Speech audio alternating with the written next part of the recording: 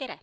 Vaatame ühe näiteotsingu põhjal, kuidas teha päringut repositooriumide registrist Re3Data. Otsime materjaliteaduse alast repositooriumi märksõnaga Material Science, mis annab meile 76 tulemust. Lisaks näeme repositooriumide nimistut koos iga repositooriumi lühikirjeldusega. Kirjate juures võime märgata ikoone, mis näitavad, kas repositooriumi kohta on saadaval lisainformatsiooni, kas ligipääs andmetele on avatud või piiratud, millised on kasutustingimused ja litsentsid, millist püsiidentifikaatorit kasutatakse, kas repositooriumil on olemas sertifikaat ja milliseid standardeid toetatakse ning milline on nende poliitika.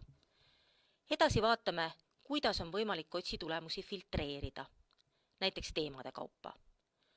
Näeme, et teemad varieeruvad humanitaar- ja sotsiaalteadustest erinevate tehnikateadusteni.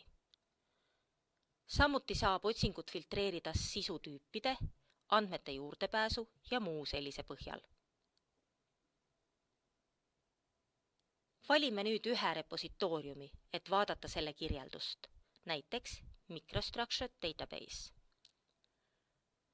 Avanenud uues aknas näeme repositooriumi üldinfot, näiteks selle veebiaadressi, samuti seda, milliste institutsioonidega ollakse seotud, kasutustingimusi ning standardeid.